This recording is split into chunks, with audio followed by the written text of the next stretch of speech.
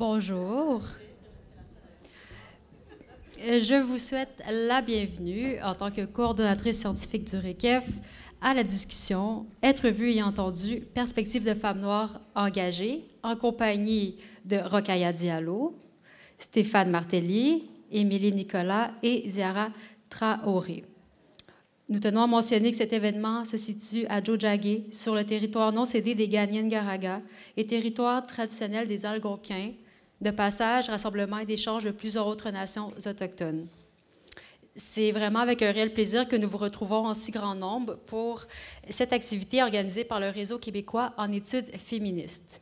Pour les personnes qui ne connaissent pas le RECEF, eh bien, ce regroupement de chercheurs en études et en recherche féministes qui comprend des professeurs, des étudiantes et des collaboratrices de milieux pratiques, communautaires et institutionnels. Le RECEF est également le plus important réseau universitaire féministe de la francophonie et vise le renouvellement de la pensée féministe par la création d'événements, d'opportunités comme celle d'aujourd'hui qui permettent d'entrer en dialogue. Avant de céder la parole à mes collègues Anne-Julie Baudin, responsable des communications, et Kamsad Rosier-Laforêt, agente à la logistique, je tiens à remercier Francis Dupuy-Derry pour avoir initié cette rencontre avec Rokhaya Diallo, dont nous souhaitons la bienvenue à Montréal. Je tiens aussi à remercier toutes les personnes qui ont partagé notre belle invitation à cet événement. Vous avez été réellement nombreuses et on vous remercie beaucoup pour ça. Donc, je vous souhaite un bel échange.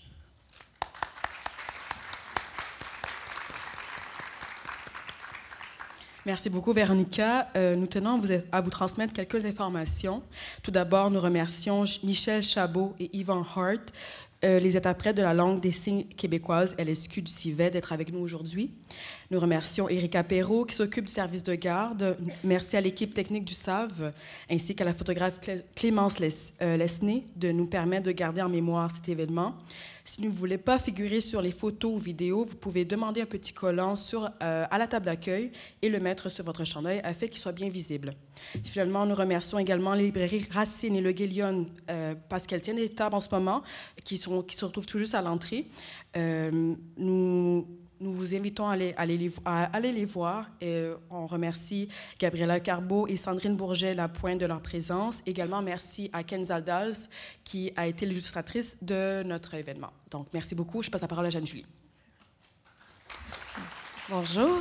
Donc, ensuite, nous vous informons que la discussion sera suivie d'une pause d'environ, ça va être très bref, une pause de 10 minutes à 18h55. Donc, retrouvons-nous ici à 19h05 pour un échange entre le public et les conférencières. Vous pourrez prendre des tours de parole. Nous vous invitons à le faire dans le respect du tour de parole et dans vos propos. Ensuite, Kamsad Rosier-Laforêt agira. Kamsad, où es-tu? Elle est à l'accueil, je pense. Agira comme personne ressource. Donc, si vous avez un besoin quelconque, allez la voir. Pour quoi que ce soit, vous pouvez aussi venir voir une des membres de l'équipe du RECEF. Puis, finalement, les toilettes à abreuvoir sont vers la sortie et les sorties d'urgence, les deux portes au fond. Donc, sur ce, je laisse la parole à Chantal Maillet.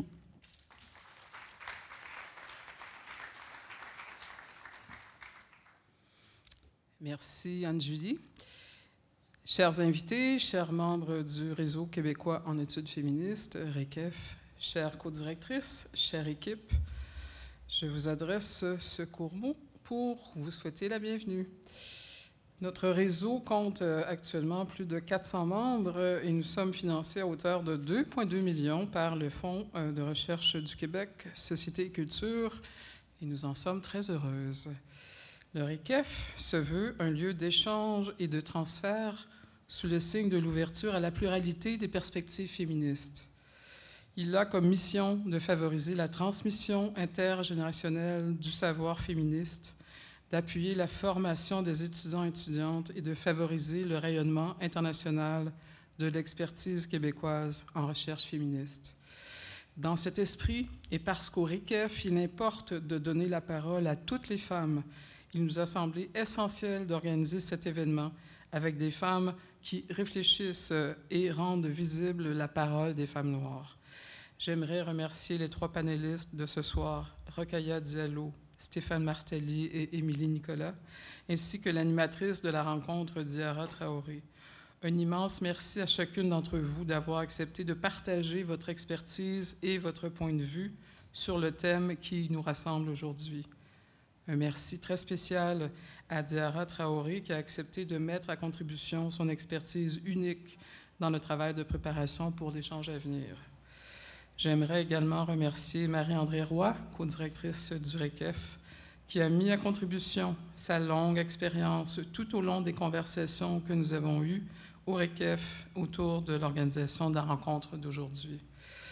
J'aimerais également remercier les 5 formidables membres de l'équipe de travail du RECEF, que j'appelle toujours l'équipe de feu, qui s'est investie entièrement dans l'organisation de cet événement, qui a mis beaucoup de cœur pour en assurer le succès. Je les nomme donc Véronica Gomez, la coordonnatrice du RECEF, Anne-Julie Baudin, la responsable des communications, Camsard de Rosier-Laforêt, agente à la logistique, Laurie Gagnon-Bouchard, agente à la gestion administrative et à l'information, Sophie Coulombe, agente au rayonnement. Je passe donc la parole à notre collègue Diarra Traoré, qui introduira brièvement chacune des panélistes avant de leur donner la parole. Bonne soirée à tout le monde.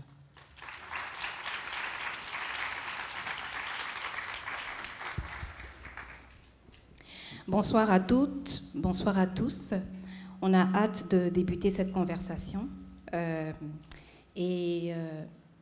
pense que la première étape, c'est d'introduire nos 3 panélistes. C'est un honneur pour moi de me trouver en compagnie de ces 3 femmes d'exception qui ont chacune contribué quelque chose de nouveau, quelque chose de révolutionnaire, quelque chose d'édifiant pour les communautés noires à travers le monde.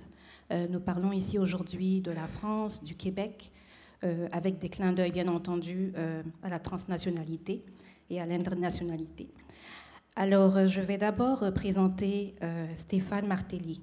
Stéphane Martelly, à ma droite, écrivaine, artiste et chercheur. Stéphane Martelly est né à Port-au-Prince et vit à Montréal depuis 2002. Croisant toujours la réflexion critique et la création, elle a publié de nombreux ouvrages, essais, poésies et autres fables. Elle a réalisé avec Albin Christen le livre « La maman qui s'absentait », qui a reçu le prix littéraire Michel Tournier. Son essai principal, « Les jeux du dissemblable », fait émerger une pensée de la création à partir de la littérature haïtienne contemporaine. Sa dernière fable, « Comme un trait, le fil d'or et d'argent », a donné lieu au projet de recherche-création multidisciplinaire « Tresser la ligne », et nous sommes heureuses de vous avoir avec nous, Stéphane Martelly. Merci.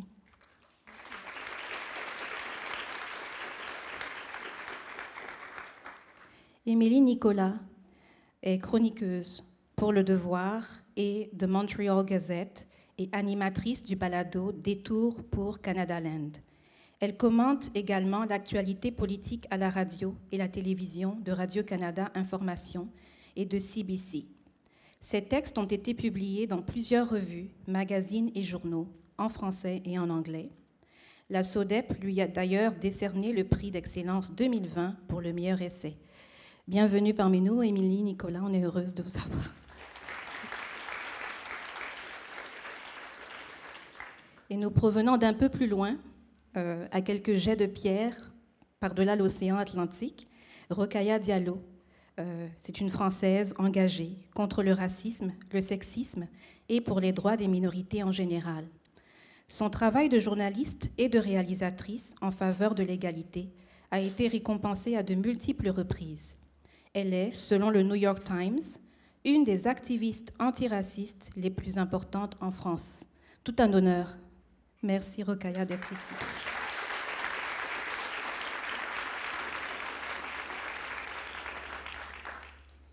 Votre animatrice, moi-même, je me définis comme socio-anthropologue et aussi auteur travaillant sur l'imaginaire, l'identité et les productions de savoir des femmes africaines en contexte migratoire et en Afrique de l'Ouest. Mes publications récentes incluent l'ouvrage « Musulmane ouest-africaine à Montréal, entre subversion et conformité ». Je suis très heureuse de me trouver parmi vous et d'entamer notre conversation. Merci beaucoup.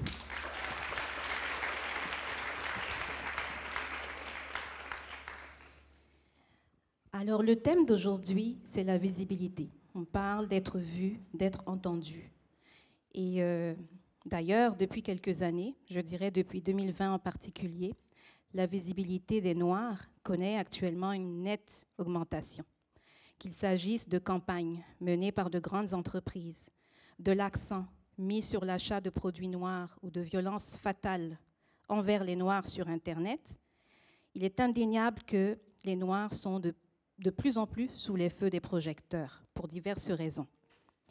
La visibilité, c'est important, mais si elle est importante pour mettre en lumière les questions de justement de la racialisation, des discriminations, ce qu'on aime appeler la sensibilisation, le fait d'être visible fait souvent tomber dans l'hypervisibilité.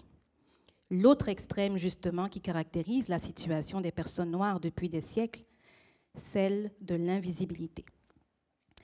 Alors, le terme hypervisible renvoie à l'idée que les Noirs ont été positionnés à l'opposé des Blancs. En créant la noirceur, la blancheur peut se définir comme n'étant pas noire. Ainsi, les personnes qui évoluent dans le monde en tant que personnes blanches deviennent invisibles dans le sens où leur identité raciale ou racialisante ne devient pas un facteur dans la manière dont elles naviguent la société. En chiffres, on parle aujourd'hui des Noirs qui représentent 28% des minorités visibles à Montréal, où nous nous trouvons actuellement. Alors là-dessus, j'aimerais peut-être qu'on commence à parler de l'hypervisibilité, l'invisibilité. Comment est-ce que cela a retenti dans vos parcours? À titre d'exemple, je vais vous lire une citation d'une chercheuse en psychologie à l'Université de Californie, Erica Lloyd, qui a déclaré au terme d'une étude sur les filles et les femmes noires: de plus en plus d'éléments témoignent des exigences psychologiques et physiques nécessaires pour naviguer entre l'hypervisibilité et l'invisibilité. Alors, contraintes, situation de contrôle, représentation. Je vous laisse la parole, mesdames.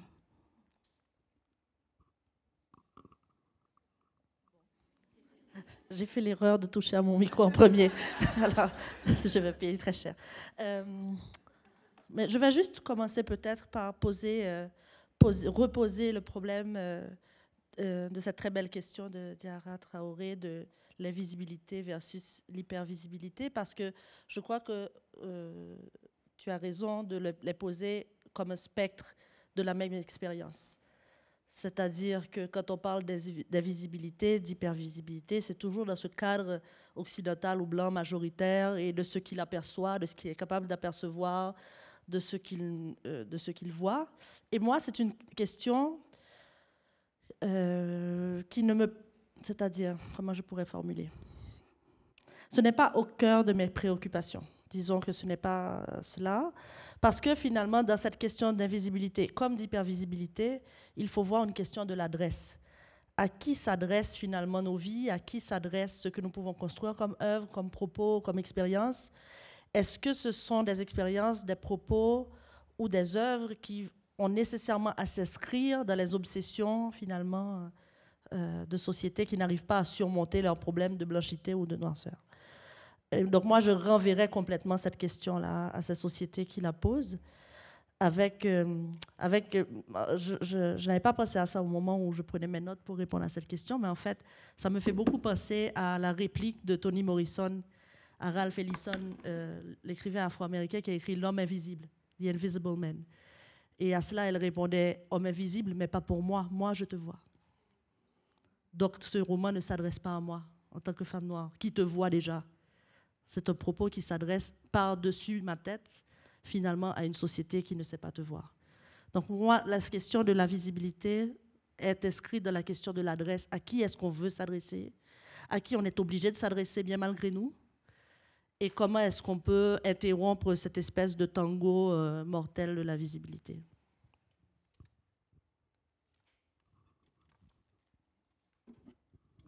Tout d'abord, je voudrais, avant de répondre à la question, remercier le RECEF de m'avoir invité, d'avoir organisé cette table ronde. Je remercie également Francis Dupuy-Derry qui nous a mis en contact et qui m'a permis finalement de prendre connaissance de la possibilité d'organiser cette conférence. Donc vraiment merci à toutes les trois d'avoir accepté d'engager cette conversation avec moi et puis avec ce public. Je vous remercie à tous et à toutes de vous être déplacés. Donc voilà, c'est fait pour les remerciements. Je veux juste signaler aussi que je suis encore en plein décalage horaire, donc si je bâille, c'est pas de l'ennui, c'est vraiment de la fatigue. Donc voilà, ne vous en faites pas, c'est pas du tout lié à la teneur des discussions. Je suis complètement d'accord avec ce qu'a dit Stéphane à l'instant sur le fait que, oui, quand on parle d'invisibilité, évidemment, c'est par rapport à un prisme qui est le prisme dominant et c'est dans le regard de personnes qui n'ont pas déjà nécessairement de la considération pour ces corps qui sont invisibilisés par un processus de déshumanisation aussi. Il y a aussi la question du miroir, c'est-à-dire que moi, travaillant essentiellement, en grande partie à la télévision, ayant grandi devant un écran où je ne me percevais pas nécessairement, la question de l'invisibilité, c'était pas une question de l'incapacité à voir les personnes comme moi, mais de l'impossibilité de les voir dans cet écran qui était censé représenter ce qu'il y avait de plus enviable. Et donc, il y a cette question qui est de l'ordre du symbolique et qui renvoie nécessairement à des questions d'estime de soi, parce qu'effectivement, quand on est en permanence confronté à un écran qui ne nous montre pas, l'implicite, c'est vous n'existez pas, ou vous ne valez rien, vous ne méritez pas d'être représenté dans cet espace-là. Donc cette question-là de l'invisibilité, c'est plus une invisibilité organisée qui finalement correspond au fait qu'on n'existe pas dans certains esprits, mais aussi envoie aux plus jeunes l'idée selon laquelle leur corps n'a pas suffisamment de valeur pour être visible dans cet espace-là. Et puis après, effectivement, sur la question de l'hypervisibilité, je ne sais pas si on va développer plus, mais évidemment, en tout cas dans mon expérience, le simple fait d'être présente dans un espace blanc, c'est quoi qu'on dise et quoi qu'on fasse, nous rend hyper visibles. C'est quelque chose d'extrêmement puissant qui nous dépasse. Et donc, cette hypervisibilité crée une hyper attention à tout ce qu'on fait, tout ce qu'on dit et tout ce qu'on est. Et donc, ça, je l'ai constaté effectivement au départ, parce que qui qu'on soit, quand on arrive dans un espace, on va dire sélectif, l'aspiration qu'on a, une fois qu'on arrive à y accéder, c'est de se dire, je vais essayer de pas trop me comporter d'une manière qui soit trop tranchante par rapport au reste de l'assistance. Et je repense à mes débuts à la télévision, où effectivement, quand j'ai commencé à faire des débats, je me disais, je fais un débat avec des éditorialistes qui ont tous des costumes gris, donc je vais mettre une veste grise, parce que ça a l'air d'être le code dominant, etc. Et en fait, très rapidement, je me suis dit, mais je peux m'habiller de la couleur du mur.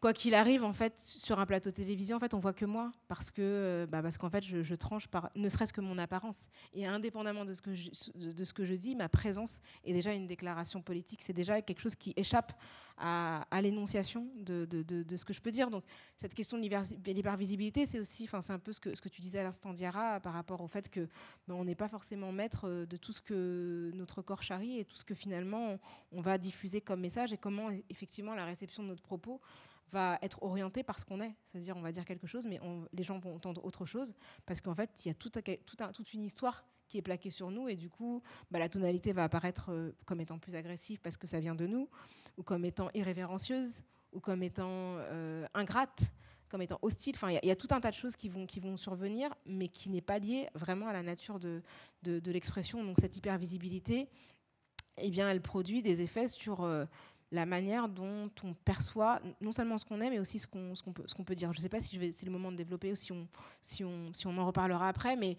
oui, donc c'est aussi une charge, parce que du coup, on a aussi la conscience du fait que quand on est là, en fait, on est là, et que tout ce qu'on fait va être scruté. Donc nécessairement, ça peut être une entrave. En tout cas, c'est quelque chose dont on ne peut pas se départir, parce qu'on sait que tout ce qu'on va faire, non seulement va être regardé beaucoup plus que chez une autre personne, mais en plus va entraîner des conséquences pour d'autres personnes. C'est-à-dire que comme on est la personne noire qui va dire un truc quelque part, on va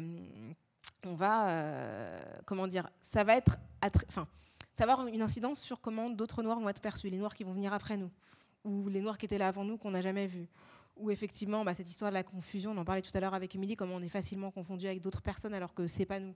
Enfin, je sais pas combien de fois sur Twitter, je sais pas, je dis des choses, on me dit quand je pense qu'elle est députée, je fais en fait c'est pas moi la députée, c'est une autre noire. Je veux dire, on ne se ressemble pas du tout, etc. Mais systématiquement, oui, c'est elle ou c'est l'autre. Enfin, je repense à un truc qui s'est passé, je ne sais pas si vous l'avez vu, mais ça s'est passé à l'Assemblée nationale française il n'y a pas longtemps. Et c'était fou parce que c'était la présidente de l'Assemblée. Et donc, il y a une députée de la NUPES qui a pris la parole, qui s'appelle Nadège Abomangoli, qui a pris la parole. Et en fait, la présidente de l'Assemblée nationale lui a dit « Merci, Madame Kéké ». Madame Kéké, c'est une autre députée qui était assise juste derrière elle et qui ne lui ressemble pas. Mais il n'y a aucun rapport entre les deux. Elles étaient assises l'une derrière l'autre, pas la même tenue, pas la même tête, pas la même coupe, rien. Il n'y a rien de commun. Mais c'est aussi ce truc-là de se dire que, en fait, si je parle, il y a des gens qui vont penser que c'est quelqu'un d'autre. Et donc, vous voyez. Et donc, je ne sais pas de qui je vais ternir la réputation. Voilà. C'est le truc de Lupin, en fait. C'est sur ça que la série joue, d'ailleurs. Mais... Je trouve intéressant le contraste entre les deux premières réponses. Merci d'ailleurs pour la question. Parce que une réflexion que j'ai souvent par rapport aux questions qu'on pose, que ce soit cette question-là du rapport à la visibilité, l'invisibilité, même le débat qu'on a eu il y a quelques mois au Québec, ou qui s'éternise constamment sur le mot en haine, c'est pas une règle, mais il y a souvent des sensibilités ou des perspectives différentes qui se déclinent en fonction des générations. Pourquoi? Parce que c'est pas la même chose, on n'a pas le même rapport théorique et pratique à la question de la visibilité, de l'invisibilité quand on grandit dans une société majoritaire noire que lorsque l'on grandit au Québec. On ne pose pas cette question-là du tout de la même façon. Et je dirais qu'on ne la pose pas du tout de la même façon lorsqu'on grandit au cœur d'un quartier ou d'une communauté ou d'une famille entourée de personnes noires en Amérique du Nord, que ce soit ici au Québec ou aux États-Unis, dans certaines communautés où on trouve des espaces majoritaires noirs, que lorsqu'on grandit dans des espaces encore plus minoritaires, moi, je viens de Chaudière-Appalaches. La question de l'hypervisibilité, de l'invisibilité, je la pose différemment pour moi que si j'avais grandi en Haïti, c'est sûr, ou que si j'avais grandi en France, ou que si j'avais grandi en Afrique. Et je pense que la manière dont tu l'as posé, Rokhaya, comme une question de confiance en soi pour les gens qui grandissent dans une espèce de... En fait, c'est comme si tu étais un vampire, en fait, tu ne vois pas ton reflet dans le miroir. Ce que ça crée pour le développement de la jeunesse, c'est un truc très particulier. Je pense que c'est de ça un peu dont Ralph Ellison parlait dans son roman. En fait, je comprends les deux perspectives et en fait, moi, j'ai beaucoup de gratitude pour la contribution souvent de mes aînés ou même les gens de mon âge qui ont grandi dans des pays avec des sociétés majoritaires qui nous aident des fois à renverser ce regard-là. Il faut avoir ça, ça peut être une perspective de guérison, mais en même temps, il faut nommer le mal et le malaise que ça crée lorsqu'on grandit dans une société où on ne se voit pas, sans non plus minimiser le poids vécu que ça représente pour les gens. Et je le dis avec mon vécu actuel qui est, et je pense que c'est, avec vous, je vais être super candide. Je pense que c'est une des premières fois que je vais m'exprimer en public sur ce que ça représente. Pour moi, ça va faire 4 ans que je suis au devoir. Les gens, de plus en plus, qui m'arrêtent dans la rue, au devoir et à Radio-Canada, avec la visibilité qui vient avec la télévision, et je sens une émotion, et ça doit être la même chose pour toi, Rokhaya, c'est comme si le fait que j'existe là représente pour des gens quelque chose qui me dépasse complètement. Ça n'a rien à voir avec moi, en fait. Ça n'a rien à voir avec moi. Je ne peux pas, comme individu, d'abord, les gens ne me connaissent pas, je sais que je symbolise un truc qui me dépasse, mais les gens me mettent sur moi des émotions de gratitude, de trucs que je fais. En fait, ce n'est pas moi, c'est le mal que je nomme sur le fait de ne pas se voir, que là, ils croisent quelqu'un qui voit, puis les gens... Puis c'est le niveau d'émotion que je vois En fait, encore une fois, ça n'a rien à voir avec moi, ça a le rapport avec la blessure que c'est de grandir sans se voir. Et que quand il y a quelqu'un qui dit quelque chose qui ressemble, on n'est pas obligé d'être d'accord sur tout, mais qui ressemble un peu à quelque chose que vous pourriez dire et que là, vous l'entendez dans un espace comme la télévision parce que vous êtes québécois et que là, vous entendez ça dans un espace québécois, ce que ça crée psychiquement, émotionnellement chez les gens, c'est d'une force que j'ai le privilège de voir ça aller de plus en plus avec la plateforme que j'ai. Et c'est pour ça que je ne veux pas le minimiser, ce que ça suscite, cette question-là d'émotion, parce que honnêtement, je me fais happer à l'épicerie par des gens qui m'en parlent. Donc, c'est assez fort. Première chose. Et la deuxième chose que j'avais envie de vous partager là-dessus, sur la question de l'hypervisibilité, ce que ça suscite aussi quand on est là, mais on n'est pas assez nombreux. Ce que ça fait, et encore une fois, je vais être super concret, au Devoir, il y a, à ma connaissance, pas de journalistes noirs à temps plein. Moi, je suis chroniqueuse. Le truc avec les chroniqueurs, c'est qu'on a nos faces. Donc, je suis comme la seule personne noire qui a comme sa face dans le Devoir. Et il y a quelques personnes racisées, mais les journalistes écrits n'ont pas leur photo comme ça. Donc, je suis la seule personne pas blanche à avoir sa face dans le journal. Puis, ce que ça fait, il y a Mika Guerrier, d'ailleurs, on salue Mika qui anime le podcast, mais encore une fois, le podcast, c'est l'audio, c'est pas le journal même. Mais ce que ça fait, c'est que quand il y a des débats sur les médias deviennent woke, le Devoir est rendu woke, vous pensez qu'il parle de qui?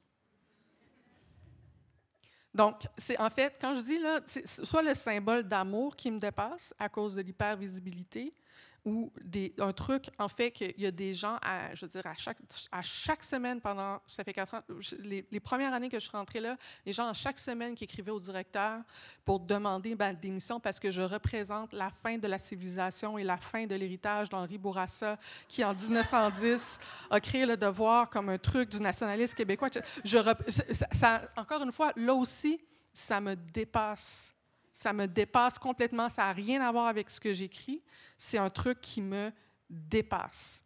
Et quand, à Radio-Canada, on est comme mais les woke envahissent, puis que ça fait 6 mois que je suis au téléjournal avec Patrice Roy, puis que les gens sont comme les woke sont au téléjournal, encore une fois, on parle de qui? Donc, c'est pas que je suis tout seul, mais c'est qu'on est tellement peu nombreux que quand les gens sont en guerre contre le wokisme, puis que tu es dans à peu près peut-être le top 5 des gens en qui les gens pensent quand ils disent ça, dans l'espace médiatique québécois, c'est dangereux. La visibilité, dans ce sens-là, elle est dangereuse.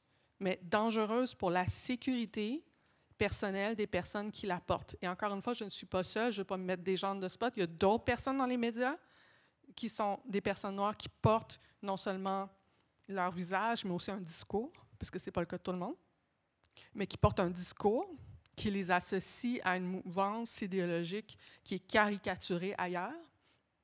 Et en fait, c'est de plus en plus dangereux de le porter. Et c'est dangereux parce que le nombre n'est pas fort. Et c'est peut-être la dernière chose que je vais dire là-dessus.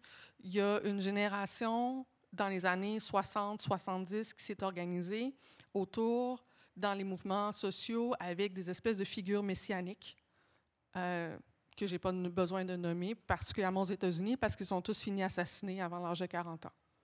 Hein? Donc, ces gens-là, on a appris de ça. On a appris de ça, et je pense qu'il y a une génération de mouvements sociaux qui a suivi, qui a évité d'avoir des espèces de sauveurs, des porte-paroles. Si les gens s'organisent en collectif, c'est parce que, en fait, tu n'as pas envie. Il n'y a personne qui a envie d'être Martin Luther King 2.0. C'est trop dangereux. C'est trop dangereux, ce niveau-là d'hypervisibilité dans les mouvements. Donc, si les gens disent « non, mais on va être tes co-porte-parole », c'est pour partager la prise de parole, c'est pour éviter de concentrer l'énergie sur les hommes hétéros, cis, etc. C'est pour toutes sortes de raisons, mais c'est aussi parce que sinon, c'est trop dangereux. Et je vais terminer en disant que la logique médiatique, c'est toujours de se battre contre le fait qu'eux veulent toujours, en fait, des porte-paroles. Eux veulent, en fait, à chaque fois que les gens essaient de s'organiser en collectif pour porter des idées, sans mettre de l'avant les visages, les médias vont chercher un visage, essaient de briser le groupe et d'aller chercher le visage. Et ce visage-là devient un visage scruté sur tous les sens, hyper visible, qu'on va aller chercher dans son bagage personnel, essayer de lui trouver des défauts. Donc, en fait, la dynamique que je vois beaucoup, c'est que pour se battre contre les dangers de l'hypervisibilité, les gens essaient d'avancer ensemble et que la logique occidentale individualiste de la vedette essaie de défaire ça.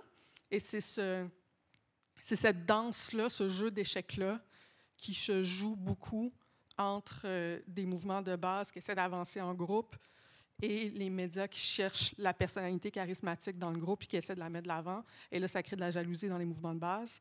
Et en fait, c'est ça qu'on essaie avec lequel on se bat, je pense, depuis plusieurs années aussi, notamment parce que cette question-là est tellement complexe lorsqu'il est question des communautés noires. Donc, il y a plein de choses très complémentaires qui ont été dites. On pourrait en parler pendant des heures, mais c'est juste quelques réflexions de base que j'avais envie de partager sur ça pour commencer la discussion.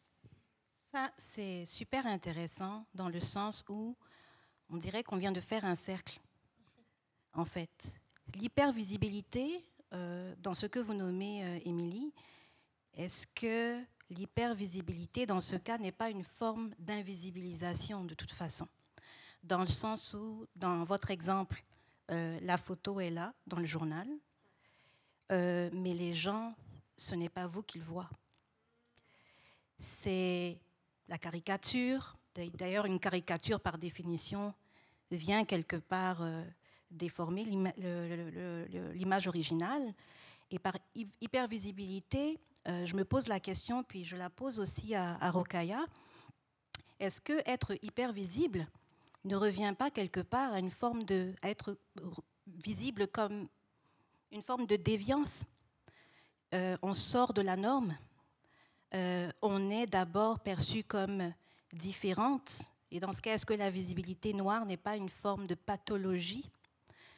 Que la personne noire visible par défaut, l'identité noire est pathologisée et donc elle va être scrutée effectivement par rapport à cette différence perçue qui est une déviance par rapport à la norme étant l'identité par défaut ou la blanchité. En tout cas, je m'interroge, je vous lance la perche, Rokhaya, étant dans le sujet justement de la visibilité dans les médias. Déjà, enfin, pour rebondir sur ce que tu dis à l'instant et ce que disait Émilie, il y a évidemment une forme de déshumanisation, mais dans le sens où, en fait, on devient un personnage. C'est-à-dire qu'on n'est plus une personne, mais on est un personnage, et donc, d'une certaine manière, une surface de projection. En fait, pour les uns comme pour les autres, on incarne quelque chose qui nous dépasse, une cause, une idéologie, un groupe racial, mais aussi, pour les personnes qui vont s'identifier à ce qu'on dit, un soulagement. Voilà, mais c'est quelque chose c'est une vision qui est positive, mais qui reste quand même à côté de ce qu'on peut être réellement et de toutes les nuances qu'on peut avoir et les complexités qu'on peut avoir en tant qu'individu.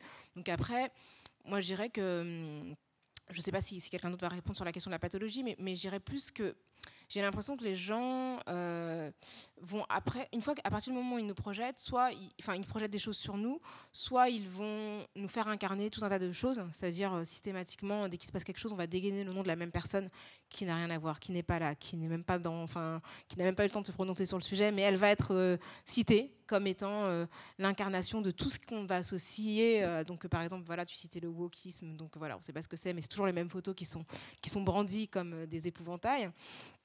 Et en même temps, la personne, dès qu'elle va faire un pas qu'on va considérer comme étant un pas de travers, eh bien, on va lui reprocher. Donc ça veut dire que les personnes qui s'identifient à nous vont avoir le sentiment qu'on leur appartient, et donc on ne peut pas faire des choix qui vont être différents de ce qu'ils projettent sur nous.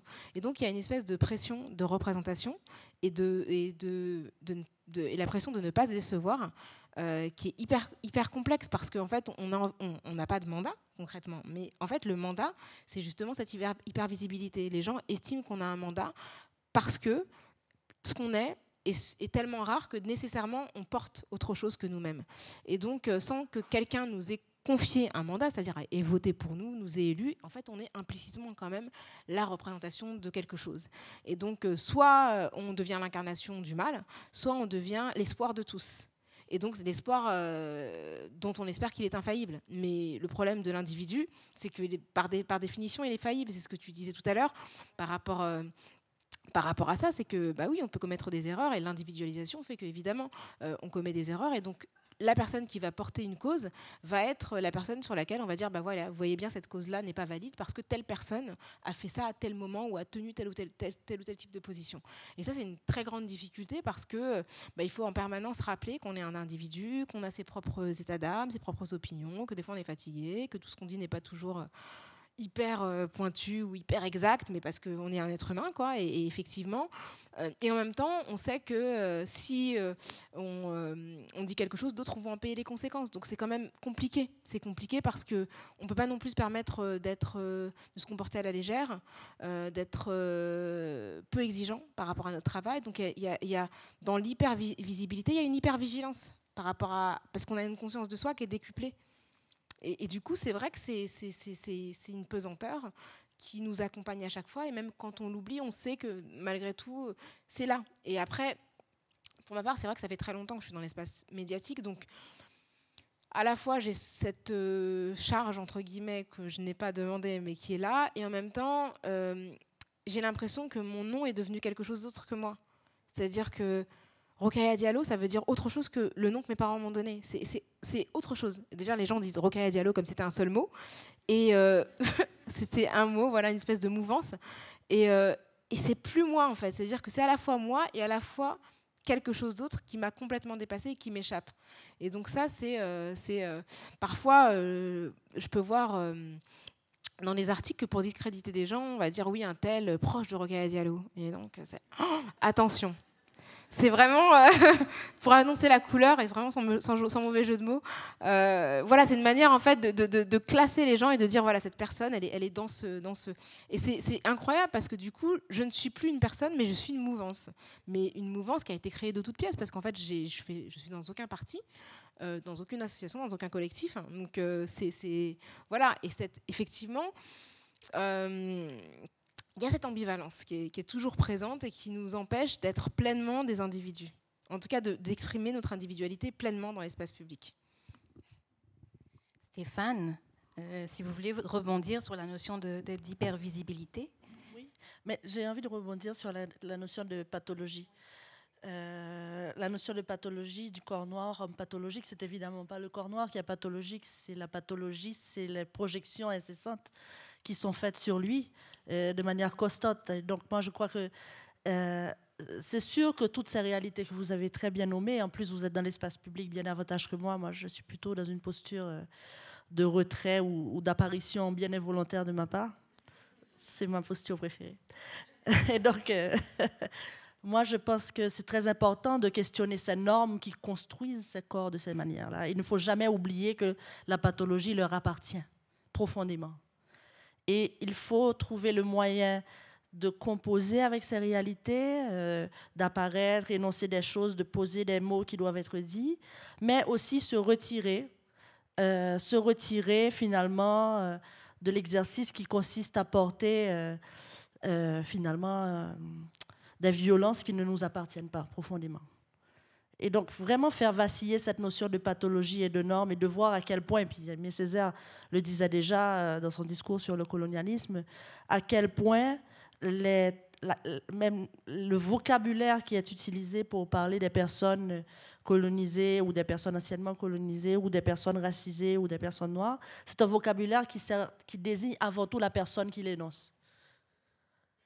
Donc, quand on parle de pathologie, quand on parle de violence, quand on parle de corps insupportables à voir ou à gérer, en fait, c'est la personne qui énonce ces mots-là, qui s'adresse à elle-même à travers nous. Donc, trouver le moyen de manœuvrer, hein, vraiment, de les prendre en main et puis de les détourner de leur chemin, finalement, mais aussi se retirer pour se donner la chance de s'apercevoir soi-même à travers des lieux ou à travers des objets qui nous renvoient à nous-mêmes comme personnes humaines. Moi, je crois que c'est très important. Ce qui est intéressant là-dedans, c'est la notion de... En fait, quand on regarde la visibilité comme étant quelque part une forme de... La visibilité nommée par les personnes qui observent, les personnes noires, énoncée, on est donc dans une forme d'épistémologie ou de vue du monde, de connaissance sur le monde qui s'articule par rapport à des constructions coloniales du savoir sur les personnes racisées, sur ces corps, entre guillemets, de couleurs colorées. Oui, peut-être une petite chose avant de passer la parole. Oui, absolument. Et c'est pour ça que c'est important toujours de situer où la conversation est en train de se passer. C'est ce qu'Émilie disait tout à l'heure quand elle faisait la distinction entre les espaces noirs majoritaires, où moi j'ai grandi par exemple. C'est très clair que je me sens d'ailleurs souvent à l'extérieur de ces obsessions coloniales, ou du moins je peux y participer, mais je ne me sens jamais complètement absorbée par elles. Et puis de grandir dans des espaces où on est soit minorisé, soit hyper minorisé à l'intérieur de ces sociétés. C'est sûr que c'est très différent. Mais c'est très important de comprendre l'histoire de ces représentations. Donc, ce que tu viens de dire par rapport aux épistémologies, par rapport aux savoirs qui sont construits, de voir que ce sont des savoirs qui sont apparus à une époque donnée. Et donc, s'ils sont apparus à une époque donnée, ça veut dire qu'ils ne sont pas aussi universels et éternels qu'on le prétend. C'est-à-dire qu'ils sont régulièrement défaits. Et il y a des espaces où ils n'opèrent pas de cette manière. Donc il faut arrêter de penser que le monde entier est dans ce fonctionnement à tout moment, de tout temps, et qu'il le sera de toute éternité. Il faut vraiment toujours ramener à la dimension finalement assez petite ces représentations telles qu'on nous les propose. Et donc là, on touche... et puis je pense que Émilie nous a un peu devancé là-dedans, mais la question de la vulnérabilité, donc d'être visible et d'être touchable, soit visuellement, soit à travers la fameuse mouvance qu'on est capable de qualifier ou de catégoriser. Ça rappelle, puis je vais utiliser cette image qui est très crue, est-ce qu'on n'est pas une Vénus autantote, quelque part? Une fois qu'on se retrouve dans la sphère publique, exposée, en particulier dans vos deux postures, Rokhaya et Émilie, dans les médias, dans une société à majorité différente de vos identités, comment est-ce que ça résonne avec vous en termes de la vulnérabilité de cette position une fois que vous êtes hyper visible? Peut-être que je peux commencer à dire une chose que je retiens de ce que Stéphane vient de dire, et en fait, je m'identifie beaucoup à ce que Rokhaya a énoncé tout à l'heure en termes de la manière dont c'est vécu. Mais cette espèce de mouvement-là, c'est une forme d'art martial, hein, de renvoyer... en fait, c'est une forme d'extériorisation. Plutôt que de dire c'est extérieur, c'est un processus, l'extériorisation de ce qu'on nous met dessus, de ce qu'on met sur notre image. Je pense que, effectivement, lorsqu'on a un pied dedans, un pied dehors, des espaces construits sur la suprématie blanche, essentiellement, ça aide à le faire, mais je pense que c'est quelque chose que, peu importe notre vécu, on doit développer. Moi, je le fais à ma manière. Mais ce truc-là d'extériorisation, je pense qu'il est vécu jusqu'à un certain point par une grande partie des personnes, même pas minoritaires, qui développent une image publique très grande, l'idée de devenir un produit. Parce que c'est ça, en fait, moi, je pense que l'élément de vocabulaire que j'ai envie de rajouter sur la table, c'est qu'on parle de dynamique raciale, misogynoire dans une économie néolibérale, capitaliste, où l'individu devient un produit. Ou même, chacun d'entre vous, avec vos Instagram, avec vos comptes Instagram, vous êtes là à vous mettre en image, Donc, il y a un truc où, à un moment donné, on crée quelque chose qui nous dépasse Et il y a cette distinction-là qui doit être faite entre la personne que je suis, auquel mes proches ont accès, et ce que je produis, qui bien sûr est lié jusqu'à un certain point, parce que je veux dire, c'est de la pensée que tu produis, c'est des choses que tu publies, c'est des choses que tu dis, mais il y a vraiment un truc qui te dépasse, c'est de réaliser qu'à un moment donné, ça te dépasse. J'ai pas, bien sûr, ma visibilité n'a rien à voir avec celle de Rokhaya, mais je pense que c'est un processus qui... moi, je le vis comme un processus de dépossession tranquille de son identité. Quand tu commences à avoir un profil public, et plus ça monte, plus la dépossession est avancée. Mais je n'ai pas besoin qu'elle soit montée à ce niveau-là pour savoir que déjà, je le ressens comme un processus de dépossession. Et je pense que, dans le fond, ce que ça fait, c'est une forme de dualité où il y a ça qui vit, que je contrôle en partie seulement et que je dois accepter, out there, puis il y a moi. Puis je pense que cette dualité-là, quand tu parles, même à... Je suis sûre que Ricardo, qui était à Tout le monde en parle hier, le vit un peu à sa manière aussi. Il y a un truc vraiment qui est pas seulement... qui est vraiment, en fait, comme l'économie capitaliste des médias. Est-ce que ça suscite? Il y a une lecture à faire économique, matérialiste là-dessus, et en plus que la dynamique raciale et en plus que la dynamique sexiste dedans.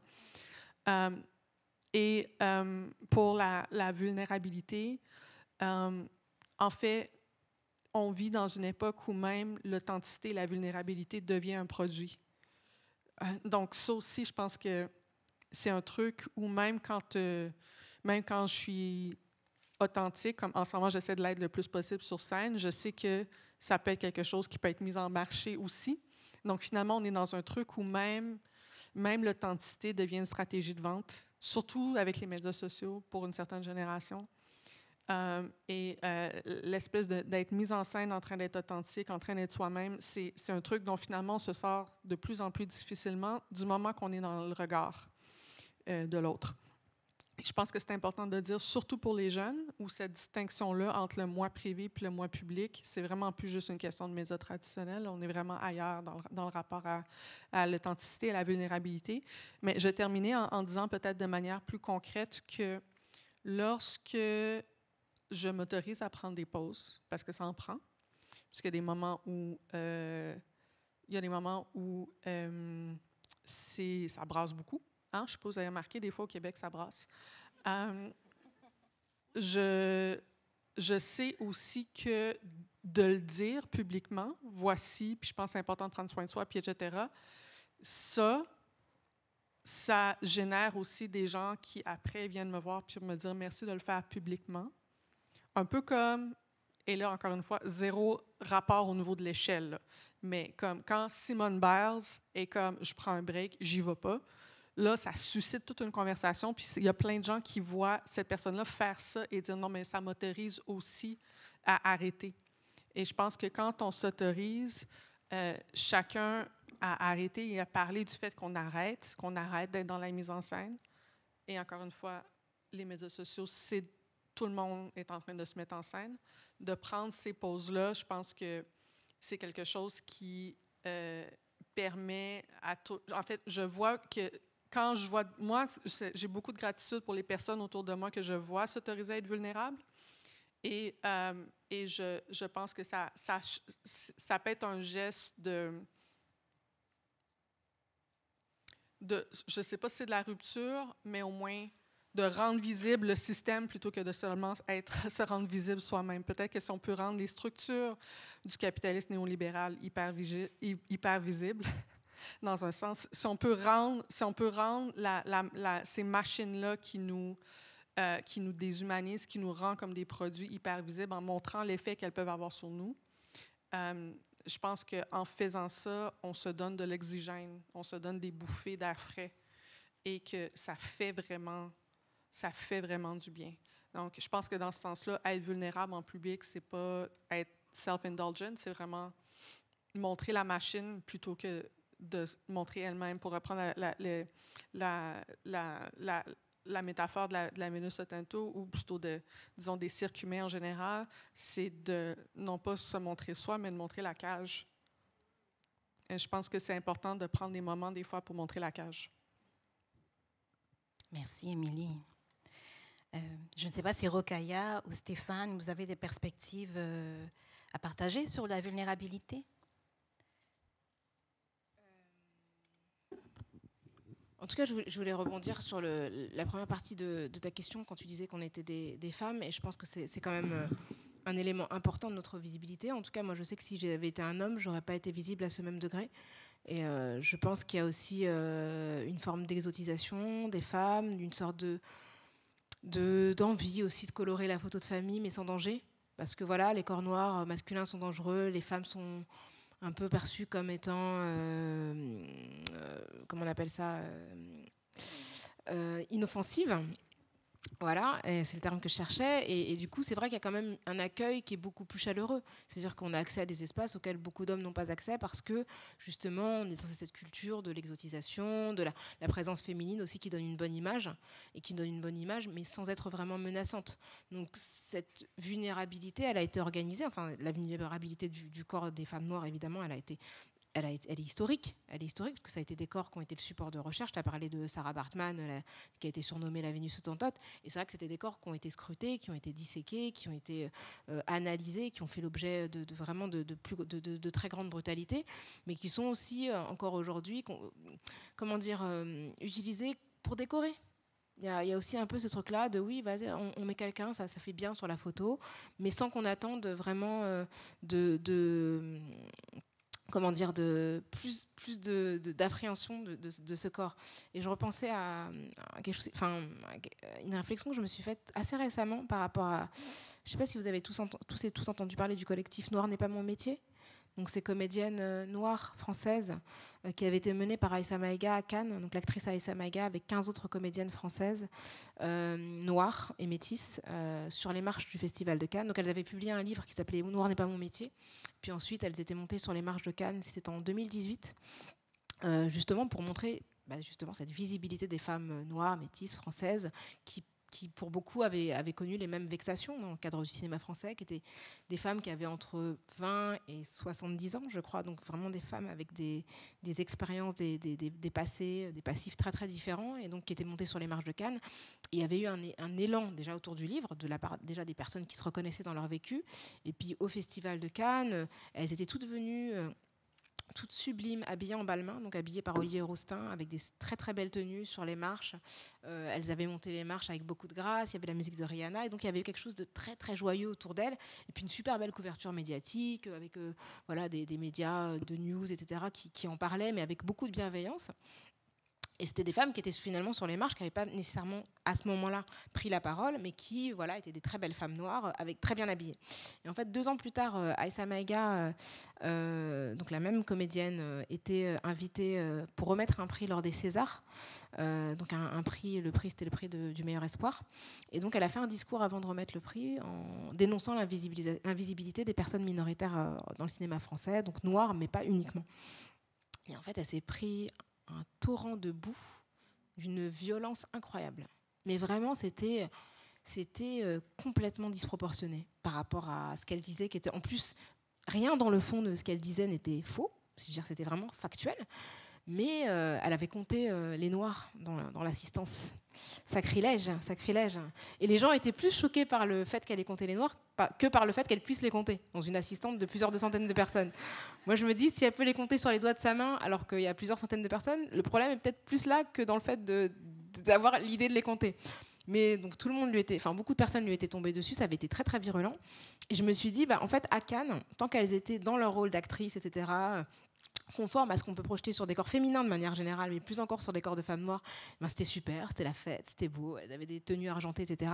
Et dès qu'elle a pris la parole, en fait, pour dire des choses qui n'étaient pas agréables et qui accusaient le système du cinéma français, et bien là, tout à coup, ça n'allait plus. C'était une visibilité qui était incarnée et qui était investie, en fait, par une voix qui était une voix discordante. Et là, il n'y avait absolument pas le même accueil. Et je trouvais ça... Et effectivement, quand on parle de vulnérabilité, c'est aussi la vulnérabilité par rapport à la fragilité de notre statut. Moi, c'est plus à ça que je pense pour ma part.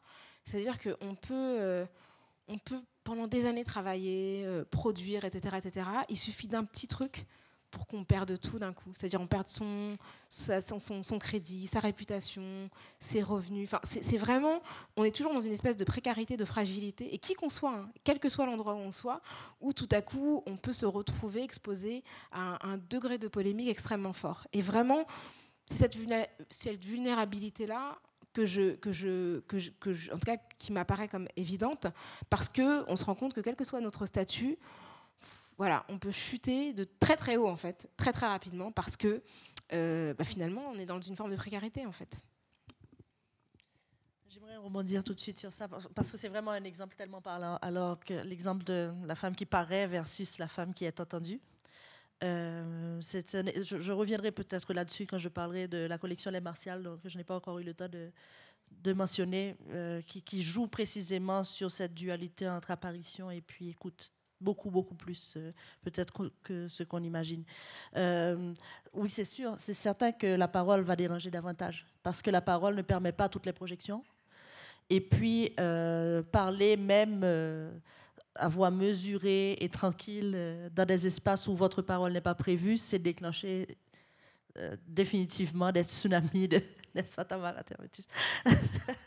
Se déclencher sans aucun doute des tsunamis de réaction. Donc, là, pour moi, vraiment, cette question de la vulnérabilité, elle est inscrite même dans la possibilité de prendre ou non la parole.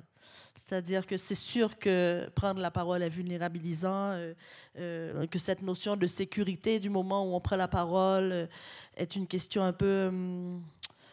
un peu naïf peut-être de penser qu'on puisse être en sécurité et prendre la parole. C'est un choix de prendre la parole, de se faire entendre, et c'est un choix qui implique vraiment une prise de risque importante. La prise de risque est d'autant plus importante que cette parole n'est pas attendue. Et donc, voilà, c'est sûr que prendre la parole, ça coûte cher, mais le silence coûte plus cher.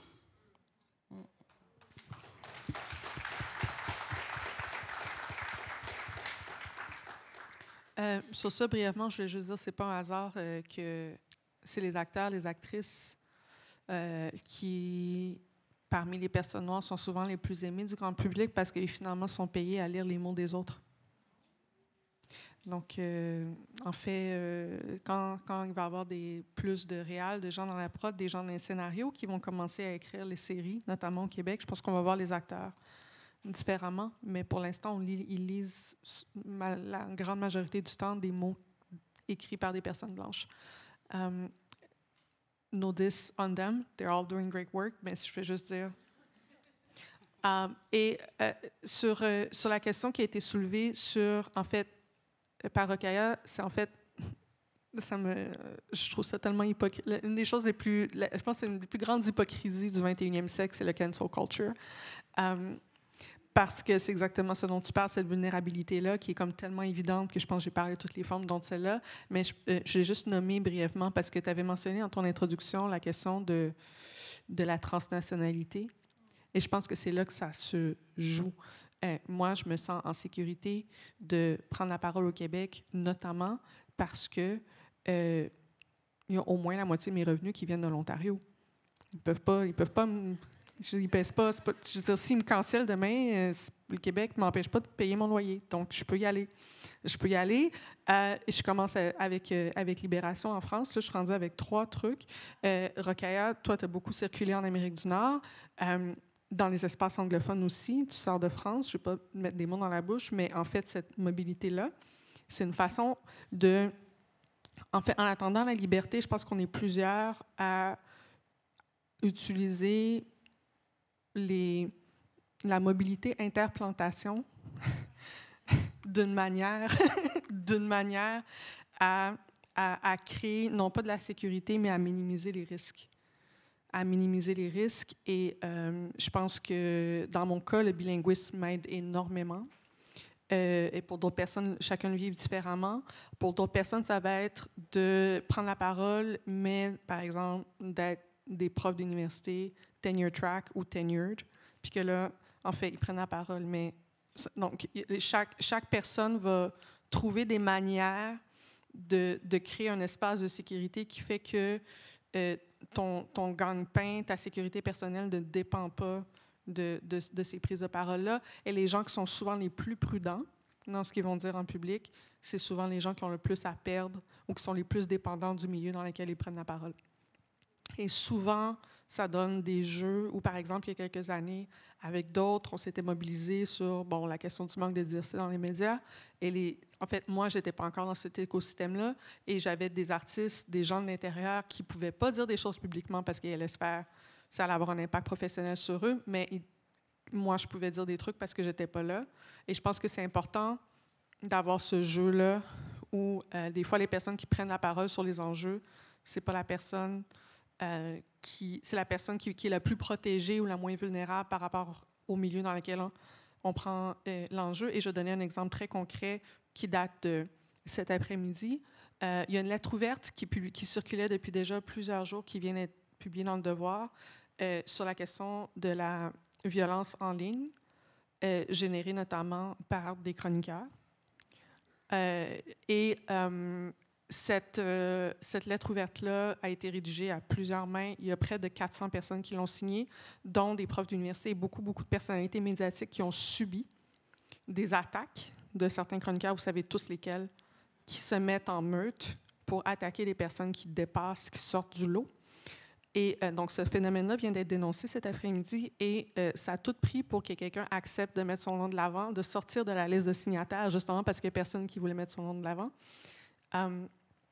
Et moi, bien sûr, je n'ai pas signé, je suis juste au courant des conversations qui ont lieu autour de ce texte-là. Mais la personne qui a décidé d'y aller, s'appelle Mathieu Marion, c'est un prof d'université dans la soixantaine, blanc, hétéro, tenured, et il est allé justement à cause de ça. Parce que, en fait, c'est la personne que, vu la quantité de gens qui sont là, ça risque il ne risque pas de se faire attaquer. Il y a moins de chances que lui se fasse attaquer, mais c'est aussi parce que finalement, s'il y en a un qui devait aller, c'est mieux que ce soit lui pour un ensemble de raisons. Donc, vous voyez à quel point ça devient extrêmement concret rapidement, ce que je viens de dire. Dans l'organisation, c'est qu'on parle de trucs, en fait, très, très, très théoriques, mais en fait, ça devient rapidement une question de, encore une fois, qui peut se permettre au niveau de sa sécurité de faire certaines choses ou pas. Donc, quand on me parle là, des débats sur la liberté d'expression au Québec, là, j'aimerais ça qu'on en parle plus comme... Vous voyez, les gens ont juste peur de mettre leur nom, de porter... Tu sais, c'est ça la réalité, des limites à la liberté d'expression. C'est pas... certainement pas le mot en haine. Mais en tout cas...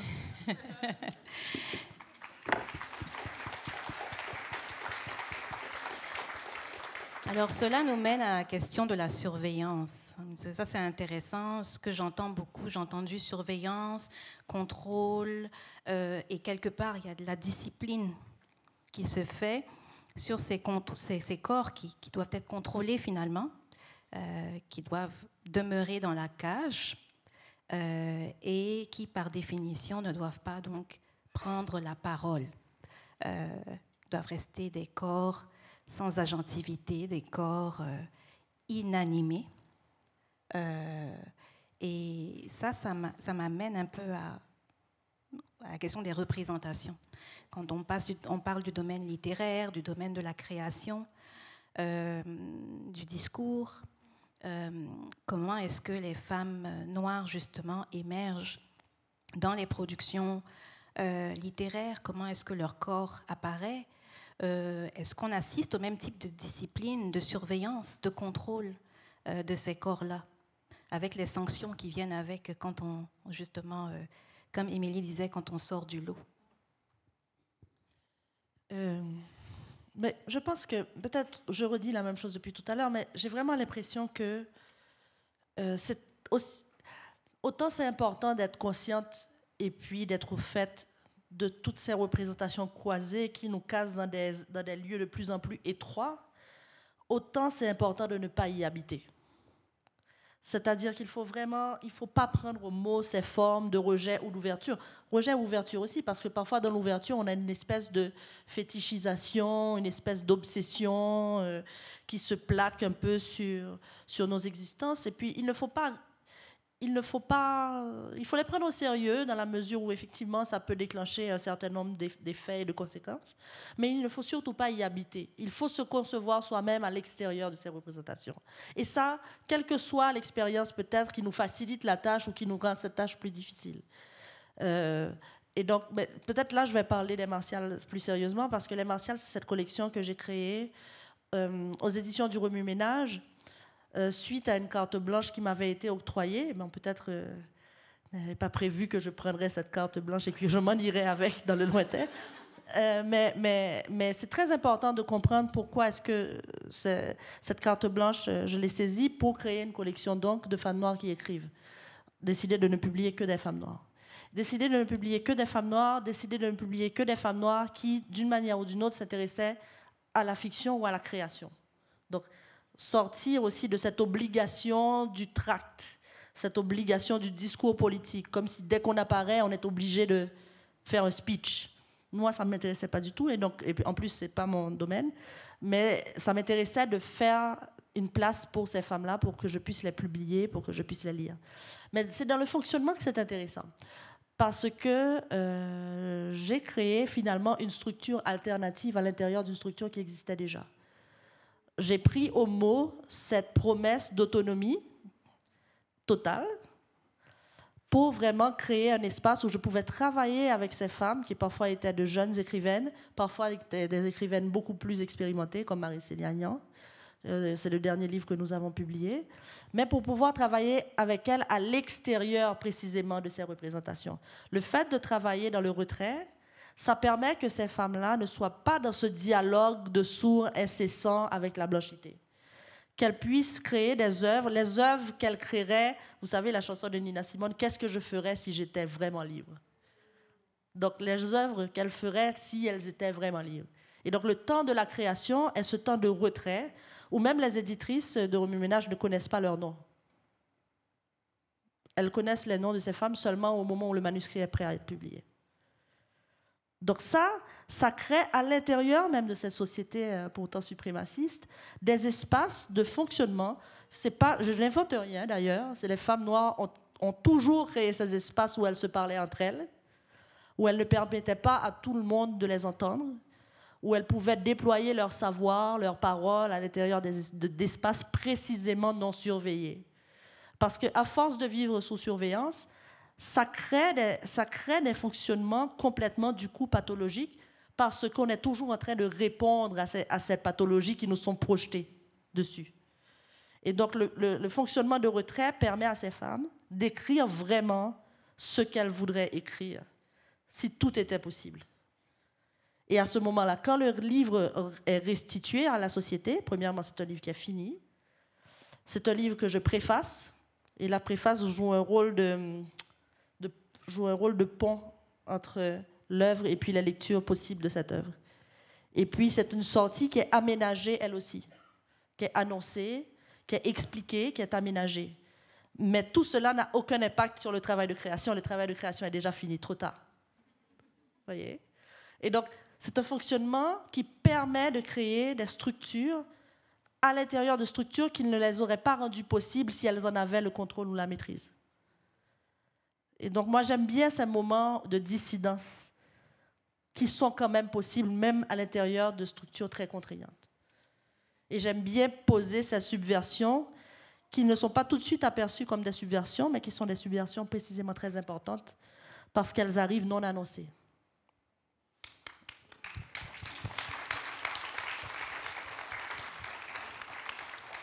Alors là, on vient de toucher aux stratégies de dissidence et aux stratégies de dépassement, justement, des systèmes suprémacistes qui viennent étouffer la voix et qui viennent censurer les paroles.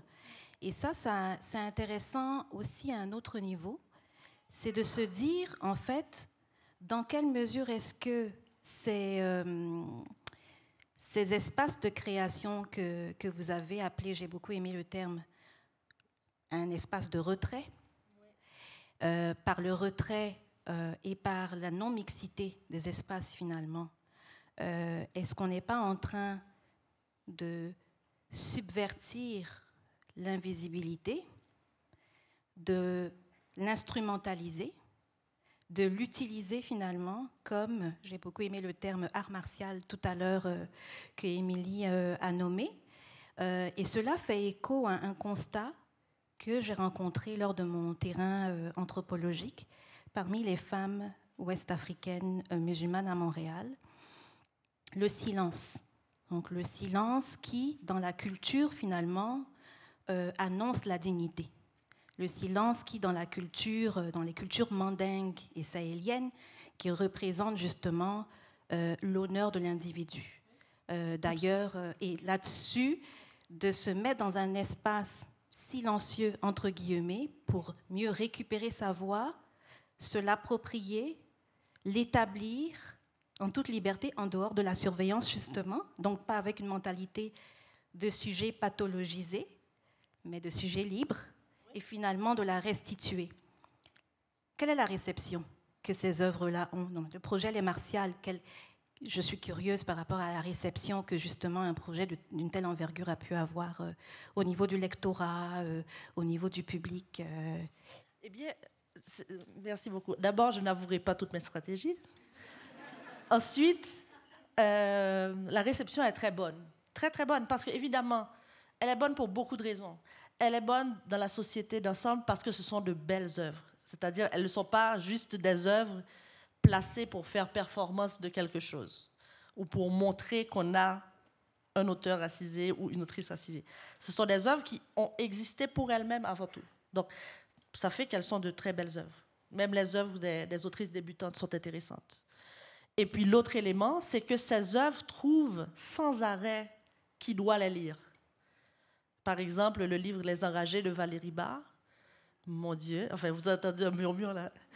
C'est vraiment un livre qui a été énoncé, quelque chose qui n'avait jamais été énoncé au niveau de la société québécoise, c'est-à-dire la réalité d'une jeune femme qui n'est pas une immigrante, qui est vraiment une personne québécoise canadienne, et son point de vue sur le monde, le fait que c'est une personne queer, c'est des choses que personne n'avait encore entendues. Quand Marie-Célie Ayan a réédité avec moi son premier roman, m'a fait vraiment cet honneur de travailler avec moi, La Dot de Sarah, j'ai proposé qu'on le fasse en édition bilingue français-créole. Il y a des personnes de 2e, 3e génération qui sont en train d'apprendre le créole avec ce livre, puisqu'ils voient le texte en vis-à-vis. Donc, il y a une restitution de la langue maternelle aussi à des personnes qui n'y auraient pas eu accès d'une autre manière. Donc, ce sont des livres qui créent leurs espaces. Et puis, la confiance qu'il fallait avoir, c'est que ça allait être possible et qu'ils allaient trouver à qui ils s'adressent. Mais pour cela, il fallait interrompre le dialogue de sourds de la blanchité. C'était la seule manière. Alors là, quelle conversation. Alors la parole, puisqu'on est sur le sujet de la parole, il y a certaines questions que je me pose en vous écoutant toutes les trois. La parole est-elle prise? Est-elle donnée? Est-elle prêtée? Est-elle instrumentalisée? Enfin, parfois les gens nous donnent la parole en pensant qu'on va dire quelque chose et on dit autre chose. Donc je ne sais pas si, on nous donne la parole, mais en fait on prend autre chose, quoi. On se saisit de l'espace pour. Moi j'ai vraiment l'impression d'avoir émergé médiatiquement sur un malentendu. Vraiment. Que les gens n'avaient pas très bien compris en fait. Je pense que j'avais l'air très gentille. Et du coup, j'ai vraiment l'impression qu'ils ont mis quelques années avant de te dire oula. En fait, elle est beaucoup plus. Enfin, et vraiment, je crois que parfois aussi il y a cette ambivalence. Et je voulais quand même rebondir avant de m'engager dans cette partie de la discussion sur la question de la présence du corps, parce que je trouve que, enfin, je ne sais pas comment l'exprimer, mais on est dans des contextes culturels où on fait vraiment une parabelle à la question de la raison. La raison, c'est l'endroit où les gens sont sérieux, où les gens sont dignes, où les gens sont crédibles, etc. etc. Ce qui fait qu'il y a quand même une incitation très très forte à oublier son corps. vraiment à être un cerveau, à être notamment même à la télévision, on est comme ça, on est cadré comme ça, on a la tête, etc. Et finalement, le corps, c'est pas quelque chose qui existe vraiment, en tout cas qui soit digne même d'habillage, en fait. C'est-à-dire que même le fait de s'habiller, de se parer, etc., c'est toujours quelque chose qui est perçu comme superficiel, comme déplacé, comme n'appartenant pas vraiment à la sphère de la réflexion, en tout cas à cette sphère comme ça, élitiste, etc., etc. Et je dis ça parce qu'en fait, ça m'interroge depuis quelques années. Moi, j'adore la mode. Franchement, je kiffe. Et je me suis pas vraiment restreinte dans l'expression en fait de ce goût. C'est-à-dire que j'ai toujours des grandes boucles d'oreilles, des bagues, des vêtements colorés, etc., etc. Une fois que j'ai passé mon petit doute là des costumes gris, j'ai laissé libre cours à mon expression. Et je me rends compte que ça aussi, ça déstabilise énormément. C'est-à-dire que les gens sont très très mal à l'aise, et plus encore quand on est une femme noire, avec une personne qui est censée réfléchir, mais qui en même temps a envie de s'habiller, enfin, d'une certaine manière. Et je me souviens, j'ai une anecdote là-dessus, mais franchement, ça m'avait vraiment choquée. C'est-à-dire que parfois, on voit les polémiques arriver, on se dit, bon, bah, j'ai dit ça, peut-être que ça va un peu froisser des gens, et puis on va se retrouver dans un tourbillon sur Twitter, et puis ça va passer. Mais parfois, on ne les voit pas du tout. Et je me souviens que je suis allée au Festival de Cannes il y a 2 ans, 2-3 ans, et j'avais eu parce que je travaille parfois avec des créateurs, et donc j'avais eu cette très grande opportunité, enfin cette très grande chance d'être habillée par la maison Valentino. Et donc j'étais trop contente, j'avais une trop belle robe rouge et tout. Donc moi franchement j'ai tapé les pauses et tout, j'ai descendu les marches, j'ai tourné sur moi-même et tout. Et franchement j'étais hyper contente parce que la robe était super belle. Et donc je l'ai postée. Il y a eu 3 articles sur ma robe, mais de personnes qui étaient outragées. Mais vraiment, et je me suis dit, mais comment en fait ça peut susciter autant de... Mais je veux dire, calmez-vous. Enfin, je veux dire, il y a rien, en fait, il n'y avait pas de déclaration. Mais c'est-à-dire qu'à la fois, on est attendu dans le registre du corps et de la représentation, mais à partir du moment où on parle et on prétend concurrencer des intellectuels, entre guillemets, sur leur propre terrain, on n'a plus le droit d'avoir un corps, sinon c'est inconvenant, et c'est... Je ne sais pas comment dire, les gens ne savent plus quoi faire de ça. Et j'ai pas vraiment... J'aimerais bien écrire un peu plus sur ça, mais je sens vraiment qu'il y a un malaise par rapport au fait qu'on soit très à l'aise dans son corps et en même temps très à l'aise dans sa réflexion. Et je pense que c'est quelque chose qui m'intéresse, mais que je tiens sans doute de ma culture d'origine. Je suis d'origine sénégalaise. Et au Sénégal, franchement, les vêtements, c'est la vie, quoi. Je veux dire, même pour quelqu'un d'origine sénégalaise, je suis vraiment voilà. Je suis vraiment dans les tonalités très, très, très, très basses. Mais du coup, je pense que vraiment, moi, je suis dans cette conflictualité culturelle où effectivement, je sais, voilà, j'ai été élevée avec cette histoire de Descartes, de la raison, etc. Enfin, voilà, de cette tête qui finalement se manifeste sans son corps, et en même temps dans l'éducation familiale. L'importance de la représentation qui vraiment incarne la respectabilité de la famille, le fait de se parer, le fait de marquer en fait les moments de visibilité ou en tout cas de sociabilité par un certain nombre de tenues. Et je trouve que c'est aussi intéressant parce que du coup, je sais pas, quand il y a des femmes noires, déjà indépendamment du fait qu'elles aient un propos intellectuel, mais quand il y a des femmes noires qui sont fières d'elles et fières de leur corps, elles se font défoncer. Mais je repense par exemple à Aya Nakamura. J'ai l'impression que les gens ne peuvent pas croire qu'elle se sente aussi bien dans sa peau. C'est-à-dire qu'il y a un truc de mais comment peut-elle être aussi à l'aise et se trouver aussi belle alors qu'elle est noire ? Et il y a quelque chose de l'ordre de l'incrédulité à chaque fois qu'elle apparaît qui est hyper violent. Et je trouve que c'est aussi, dans cette hypervisibilité, c'est une visibilité qui doit répondre à certains canons pour être acceptable. Et c'est vraiment fascinant de voir à quel point, en fait, dès qu'on sort de ça, vraiment, il y a une incompréhension de qui êtes-vous, enfin, comment vous pouvez à la fois être dans un défilé de mode et puis en même temps, vous avez envie de dire des trucs sur Platon ou que sais-je, quoi. Voilà. Et puis ça, c'est très important parce que finalement, c'est vraiment la preuve que ce n'est ni la parole, ni les corps, ni la personne qui dérange, c'est la liberté de cette personne vis-à-vis d'elle-même, et puis c'est le sentiment d'être elle-même qui dérange. Donc ce n'est rien de tout ce qu'on nous propose comme explication, en fait. Et de ne pas avoir honte d'elle-même, c'est-à-dire de dire au contraire, voilà, je me montre et je trouve mortelle, en fait, je me trouve trop bien. Et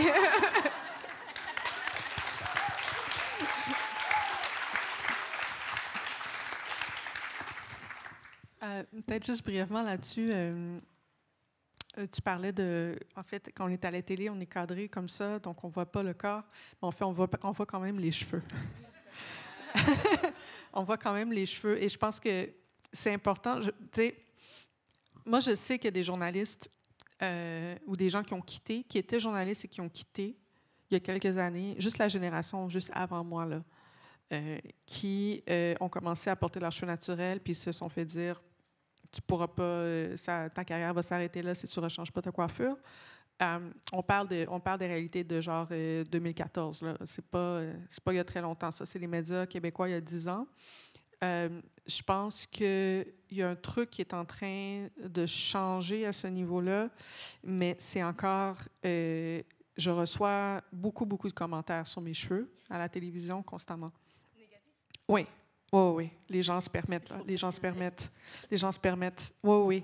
Puis des gens qui sont... Parce que je vais faire exprès. Par exemple, la semaine dernière, c'était le budget fédéral. J'étais à CBC. Moi, si tu me mets à CBC, tu me demandes d'analyser des politiques économiques. C'est sûr que j'arrive avec, genre, des bijoux comme ça, puis mon head wrap en train de parler d'économie. Tu comprends? C'est... Tu sais... Puis à CBC, c'est relativement safe de le faire. Il y a un décalage culturel là-dessus. Il y a Adrian Haywood, qui est le présentateur du téléjournal de Ottawa, qui arrive avec des costumes vraiment comme africains. Puis les gens sur Twitter sont comme, il est où ton Anchorman suit? Puis il est comme, this is the Anchorman suit, bitch. Tu sais, comme, il n'y a pas le B-word, mais tu sais, il est là. Il y a la présentatrice du National, qui est une femme noire qui porte le hijab. On est ailleurs, à CBC, à Radio-Canada ou ailleurs dans les médias francophones. C'est comme encore un geste un peu plus militant, mais ça change. Mais les gens sont comme, t'as l'air d'une femme de ménage, qu'est-ce que tu fais avec tes... C'est ça en même temps. Mais il y a aussi d'autres personnes. Tu le fais, il y a ça. Et il y a aussi les gens qui sont comme « Oh wow, OK, là, je peux le faire. » Parce que... Puis c'est aussi important de respecter qu'il y a une génération qui a été justement tellement traumatisée par l'affaire qu'eux vont garder leur défrisant super long. Puis que c'est correct, il n'y a pas de jugement, là. Mais je pense que les jeunes poussent un peu plus loin le bouchon. Puis à un moment donné, s'ils veulent avoir de la relève, vont être obligés de laisser les gens aller.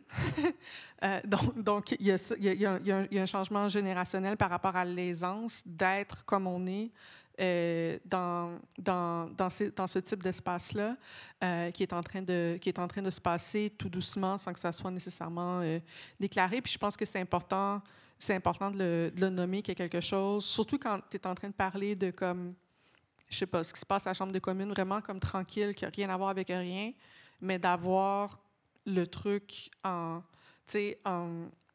pagne, là, en même temps. Je pense qu'il y a des symboles sur lesquels on peut jouer une fois de temps en temps pour normaliser l'affaire. Et le truc au Canada, c'est que de plus en plus, surtout du côté anglophone, de plus en plus de journalistes autochtones font la même chose en même temps. Puis on se regarde, puis on fait comme game recognizes game. Puis à cause, je pense aussi que parce que les Autochtones le font, ça rend de plus en plus difficile de nous dire de ne pas le faire pendant qu'eux le font. Donc, quand on est plusieurs à le faire en même temps, ça change les normes. Après, effectivement, tout ce que Stéphane dit est fait. Effectivement, de toute façon, ce combat-là, c'est pas pour tout le monde, puis c'est même pas nécessairement le plus important et le plus central. Mais quand on le fait, je trouve qu'il y a des choses intéressantes qui sont en train de se passer. Donc là, on est dans la performance. Il y a quelque chose, il y a une performance qui est exigée par la visibilité. Et puis, la question que je me pose, et puis j'ai hâte de vous entendre là-dessus, c'est dans quelle mesure est-ce que, au-delà de la performance de la personne noire, de la femme noire qui arrive dans l'espace visible, il y a aussi une performance que vous avez remarqué ou expérimenté de la part des personnes blanches autour qui accueillent cette personne noire dans l'espace visible. Parce que la performance, c'est vrai qu'on a beaucoup parlé du travail qui est fait en amont, consciemment ou inconsciemment, par les personnes noires qui arrivent dans l'espace visible. Mais avez-vous constaté qu'il y a aussi une sorte de performance lorsque finalement vous partagez un espace public ou visible Puis ça peut se faire aussi au niveau de justement le processus de création. Avez-vous remarqué quelque chose en lien avec des actes, des mises en scène de cette visibilité ou de la réception de cette visibilité finalement? Mais je pense que ce n'est pas surprenant qu'il y ait des performances de toutes les manières. On sait que finalement, depuis qu'on pense aux notions de genre et puis aux notions de culture, de toutes les manières, il y a des performances qui sont en train de se faire. Le plus important, c'est de voir à qui cette performance s'adresse. Si cette performance s'adresse à quelque chose qui nous concerne au plus près, ce n'est pas du théâtre, ce n'est pas un jeu de rôle, ce n'est pas une mascarade. Moi, je pense qu'il ne faut pas faire des mascarades gratuitement. C'est vraiment très important pour moi. Je crois que, par exemple, dans l'expérience des martiales, cette posture de retrait, et puis aussi accompagnée quand même, il faut le mentionner, par voilà, un remue-ménage qui a tenu sa parole et qui a décidé de se retirer du processus décisionnel vraiment pour qu'on puisse fonctionner d'une manière qui nous convenait. Ça a permis à ces autrices précisément de ne pas être dans cette performance pour l'autre. Hein? De cette mise en scène de soi-même dans ce qui ne peut finir que par des stéréotypes de soi, une espèce de pantomime de soi absolument insupportable. Et donc, ça leur a permis vraiment d'être dans le travail de création, un travail de création qui pouvait s'adresser, puisque c'était des groupes aussi de lecture partagée, avant tout à une autre qui leur ressemblait. Et donc là, on échappe à ce moment à cette espèce de théâtralisation de soi, qui est assez insupportable, qui est à parfois utilisée pour recouvrir les formes d'oppression, notamment dans les milieux féministes blancs auxquels on ne veut pas s'adresser, ou dans les milieux de gauche divers. Cette spectacularisation de soi constante qui est exigée. Donc, on retire simplement ces cartes de ce jeu-là, et puis on peut enfin se consacrer à des choses qui nous concernent au premier chef. Voilà, Césaire disait qu'on n'est pas un ours qui danse. Donc il faut essayer de ne pas être un ours qui danse. Il faut essayer d'être au plus près de soi et de l'authenticité de sa parole. À ce moment-là, peut-être qu'il y a une performance, mais c'est une performance qui s'adresse à soi ou au sien. Et ça, c'est très important.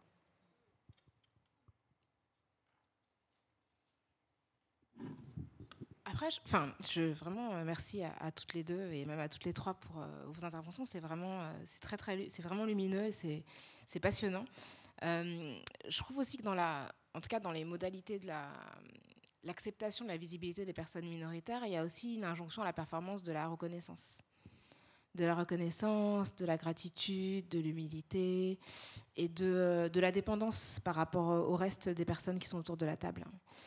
Et du coup, c'est toujours une espèce de prérequis de remercier quelqu'un, quelque chose, une institution, une entité, une idéologie qui nous a permis d'être là et d'arriver là. Et du coup, c'est une espèce de... comme une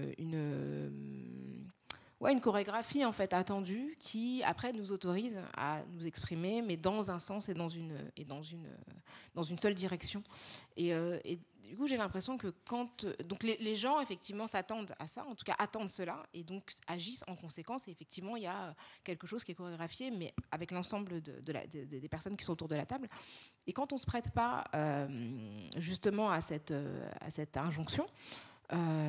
Les gens, je trouve, ont des comportements du coup qui sont complètement irrationnels. C'est-à-dire qu'il y a vraiment comme quelque chose qui se brise et une forme d'agressivité quand même qui se déploie parce qu'ils font face à quelqu'un qui n'est pas conforme à l'idée qu'ils se font de la personne en fait qui est censée être à leur service, serviable ou inférieure en fait, qui théâtralise son infériorité, qui vraiment vient en disant merci, merci, je suis là grâce à je ne sais quoi, mais dont les gens imaginent auxquels les gens s'associent. Quand on dit, voilà, je suis, je parle pour la France, je suis reconnaissant de la République, les Blancs qui sont autour de la table, ils ont l'impression qu'on parle d'eux, en fait, quand on parle de la République. C'est comme ça qu'ils le vivent. C'est une manière de dire merci à vous sans le dire, mais c'est ça l'implicite, en fait. C'est parce que, évidemment, personne ne pense que moi, je m'identifie à la République française. Et pourtant, je peux m'y identifier autant qu'a priori n'importe quel citoyen et n'importe quelle citoyenne. Donc, il y a toujours ce truc-là. Et quand on vient avec une autre approche, c'est vraiment... Après, moi, ça fait longtemps que je suis dans les médias. Vraiment, je suis arrivée en 2009. Donc, ça fait vraiment très, très longtemps, à une époque où il y a eu d'autres personnes avant moi. Je ne vais pas jouer le rôle de la pionnière ou quoi. Le truc, c'est qu'effectivement, le problème, c'est que les personnes ont été effacées, donc il n'y a pas de mémoire. Et que, du coup, il y a plein de générations qui arrivent comme sur un terrain vierge, et donc les gens redécouvrent à chaque fois comme si on avait inventé l'eau tiède, alors que ce n'était pas du tout le cas. Donc moi, j'ai été confrontée à cette situation où les gens avaient l'impression de découvrir qu'une femme noire pouvait s'exprimer avec une phrase, un sujet, verbe, complément, qui faisait sens. Et donc, j'ai été face à des gens qui étaient... tu t'exprimes tellement bien, Rokhaya. Exactement. Mais c'est un peu ça, c'est exactement ça, des gens qui étaient déconcertés. Déconcertés à la fois par l'expression et par l'aplomb. C'est-à-dire qu'ils se disaient, mais moi, j'ai vu des gens, je me souviens d'un ancien porte-parole de l'Élysée, je sais qu'il voulait me frapper, en fait. Je sais qu'il voulait me gifler, parce qu'il il se disait, mais comment cette femme ose me parler de cette manière-là? Vraiment, il avait des tics nerveux. Et en plus, chose que l'image est encore en ligne, je sais qu'il m'a trouvé mais d'une insolence incroyable. Et parce que, en fait, et quand on parle de performance, c'est qu'en plus, moi, je suis venue un peu naïvement dans cet espace-là, sans avoir conscience de tout ça, en fait. Moi, je suis venue, j'ai dit ce que j'avais à dire, et puis j'étais un petit peu en colère par rapport à ce que je voyais habituellement à la télé. Donc, je disais les choses de manière vraiment très, très sincère, authentique pour le coup, mais avant même, il n'y avait même pas de... Enfin, il y avait à peine Twitter quand j'ai commencé, il y avait 3 personnes sur Twitter, donc c'était pas vraiment un truc qu'on avait en tête quand on parlait, on n'imaginait pas que ce qu'on disait allait être rediffusé à un autre moment. Donc je suis venue avec cette forme de candeur, dans une expression très très brute, face à des gens qui ne s'y attendaient pas, et du coup, comme de manière vraiment involontaire, j'ai brisé une espèce d'accord tacite. Vraiment l'idée que quand tu viens, tu parles comme ça, tu t'habilles comme ça, et en fait, tu ne challenges pas tel ou tel type de personne. Et c'était très intéressant de voir ce que ça provoquait chez mes interlocuteurs, une perte de contrôle, en fait. Vraiment une perte de contrôle, mais dans la verbalisation des choses. C'est-à-dire que vraiment, j'ai eu face à moi des gens qui ont craqué. Mais vraiment... D'ailleurs, je suis responsable de la première condamnation en justice d'Éric Zemmour. Et je n'en suis pas plus fière. Merci. Malheureusement, première d'une longue série, mais j'ai inauguré cette série. Mais c'était vraiment hyper intéressant de voir à quel point en fait, les gens perdent un peu leur sens commun à partir du moment où les gens n'agissent pas conformément au canon de la femme noire, qui est une femme en plus qui est censée être à leur service. Et vraiment, ça, c'est hyper instructif, quoi. Merci. Merci pour lui. Donc, quelque part, il y a l'idée de rester à sa place. Un peu, c'est ce que j'entends quelque part, qu'il y a une notion d'une place allouée, acceptable, et qui fait partie finalement de... Donc, il y a une pièce de théâtre et chacun a son rôle. Et à un moment donné, sortir de ce rôle ça rappelle un peu... quand on pense à l'histoire du cinéma, etc., les rôles des femmes noires, finalement, dans des postures de servitude, d'où la performance ou la reconnaissance. Merci monsieur, merci maître, merci de m'avoir accepté dans cet espace, merci de me donner la parole. Et effectivement, l'énoncé ou l'énonciation de ces idées individuelles, en tant qu'agent pensante, à ce moment-là, vient renverser le script. Et donc, c'est ça, les metteurs en scène ne sont pas contents, les réalisateurs. Ça, c'est assez intéressant parce que ça vient aussi positer la blanchité comme metteur en scène de l'espace de la visibilité et donc garant des normes et gardienne des normes avec les sanctions qui en découlent. Ça, c'est super intéressant. Il nous reste à peu près 5 minutes avant la pause que nous allons prendre dans 5 minutes. On a commencé à toucher à la question de l'esthétique, notamment la question que je me pose maintenant, c'est quelle esthétique caractérise la visibilité des femmes noires, quelle esthétique est acceptable, quelle esthétique cadre cette visibilité et dans quelle mesure est-ce que certaines esthétiques viennent transgresser l'esthétique acceptable pour les femmes noires. Alors, je vous redonne la parole, mesdames. En fait, je pense que la question de l'esthétique est liée à ce que Rokhaya disait, parce que finalement, l'esthétique, c'est une manière d'évoquer un imaginaire et c'est une manière d'évoquer sa place dans la société. Donc, je pense que de parler de l'esthétique qui est acceptable pour les femmes noires, c'est de parler de là où on est censé être. C'est pour ça, en fait, quand les gens voient, je parlais tout à l'heure, les chevelures et associer ça à des femmes de ménage, en fait, le truc, c'est dans quel rôle est-ce que tu es habitué de voir des femmes noires? C'est pour ça que tu associes des styles noirs à, c'est là que ça se joue. Mais la question de l'esthétique qui est acceptable, moi, je pense que la personne auquel je pense qui est arrivée au Québec, en fait, au Canada, dans un endroit où on ne l'attendait pas et que là, il y a des gens qui ont perdu la tête. Au début des années 2000, c'est Michaël Jean. Parce qu'en fait, ici, il y a deux blanchités, hein? La francophone, l'anglophone, qui sont en guerre depuis la bataille de Hastings en 1066. Mais en fait, c'est dans ce jeu-là de voir une femme noire dans une esthétique régale, royale, du Canada.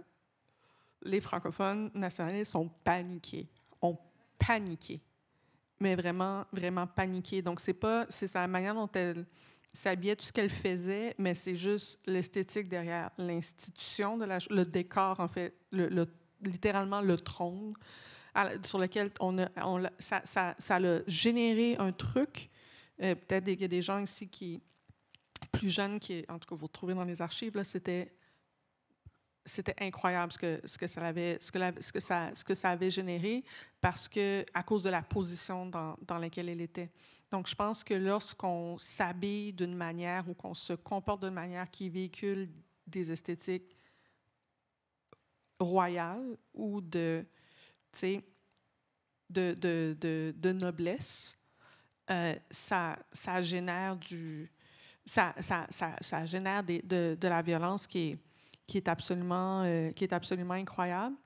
Je vais aussi nommer, pour parler de la question de l'esthétique, on ne l'a pas nommé jusqu'à présent, mais je pense que c'est vraiment important de le nommer, la question du colorisme dans l'espace public et à quel point, même lorsque je dis je suis là avec des head wraps à la télé, je sais que je peux pousser le bouchon plus loin parce que j'ai la peau claire. Et je pense que c'est vraiment important de le nommer quand tu regardes qui sont les personnes qui sont visibles dans les espaces publics au Québec et ailleurs, la proportion de personnes métissées ou claires versus ce qui est dans les communautés est sans commune mesure. Sans commune mesure. Donc aussi, quand on parle de l'esthétique des femmes noires qui est mise de l'avant, bien sûr, c'est absolument essentiel de nommer la question du colorisme, la manière dont ça opère au Québec, comme partout dans l'espace occidental, mais je pense que ça opère légèrement différemment dans l'espace francophone que dans les espaces nord-américains anglophones. Ça s'est construit légèrement différemment. Et le Québec est comme un peu à l'intersection du truc nord-américain, du truc français. Puis c'est important de comprendre et d'analyser la manière dont ça se passe. C'est parce qu'on est tellement peu nombreux encore. C'est comme si on est tous là à dire « OK, mais ça prend du monde ». Mais on a très peu d'espace comme celui-ci où on peut nommer, en fait, qui sont les gens qui sont là. Est-ce que tout le monde est né au Québec avec un accent comme le mien, clair de peau, métissé et ou adopté, puis là, tu réalises que tu as comme 80% des Québécois noirs dans l'espace public. Il y a un truc qu'on ne peut pas nommer, ou même le background de classe sociale. Il y a un truc qui est là et qui... on aurait plus d'espace pour nommer si on était plus avancé dans le combat. Mais qu'à cause de ça, je pense que les gens évitent de nommer certaines réalités pour pas comme créer de la division interne, alors que dans le fond, la division existe déjà. C'est juste qu'il y a un tabou autour, parce que les gens ne se sentent pas assez en sécurité pour commencer à la nommer. Mais je pense qu'éventuellement, il va falloir la nommer.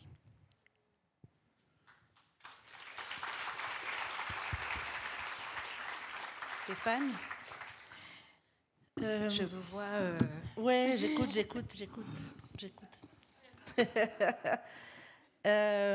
Non, par rapport à la question sur les esthétiques, moi, j'y ai passé plus de point de vue de la création, de point de vue artistique. Moi, je pense que toutes les esthétiques sont accessibles du moment qu'on arrête de s'inscrire en réponse aux injonctions qui nous sont sans arrêt renvoyées.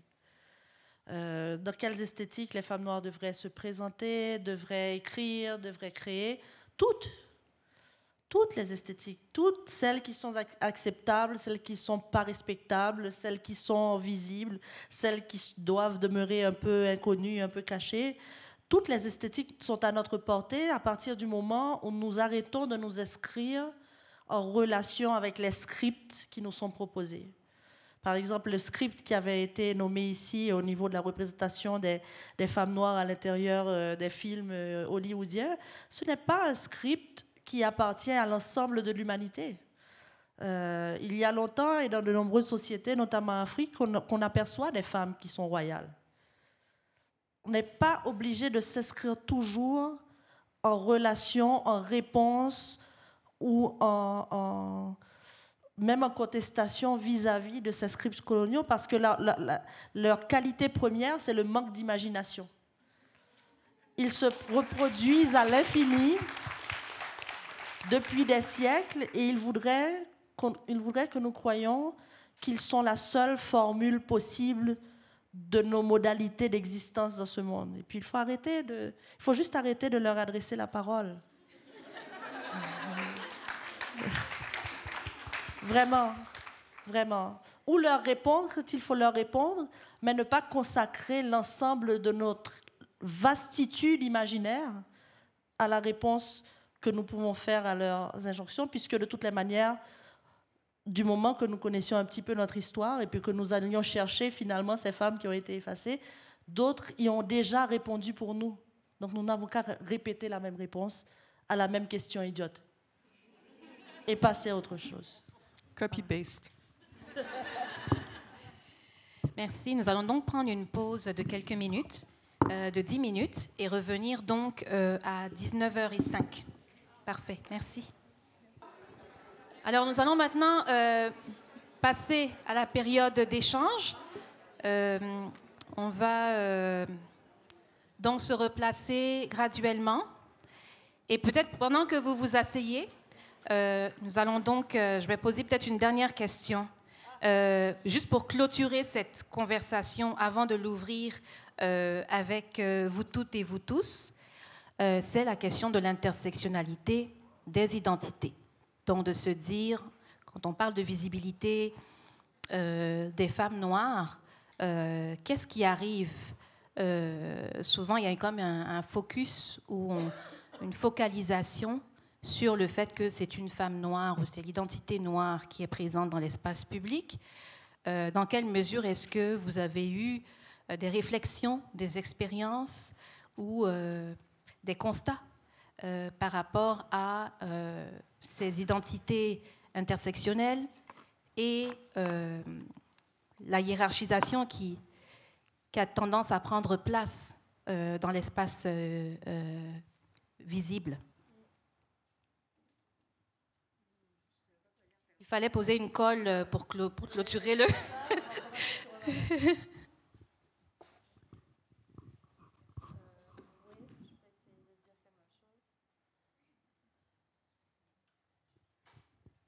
Je pense que peut-être il faut faire la distinction que l'intersectionnalité est une lecture et non pas nos vies propres. Encore une fois, je pense que nos vies propres s'exécutent dans toutes leurs dimensions possibles, parce que nous sommes des personnes humaines, tout simplement, mais qu'à l'intérieur de systèmes où il y a des pouvoirs croisés qui s'expriment, on est obligé de lire ces pouvoirs du point de vue de leur intersection. Bell Hooks résistait aussi à un certain moment, alors qu'en fait, on la cite beaucoup pour parler d'intersectionnalité, elle résistait un petit peu à l'usage de ce terme pour plutôt désigner les structures de pouvoir. Elle disait je ne suis pas tant intéressée par l'intersectionnalité que par le fait que je vive dans un système blanc-triarcal, impérialiste et capitaliste. Et la vraie intersection se joue au niveau de l'exécution de ces rapports de pouvoir. Donc je pense que je vais adopter la même réponse.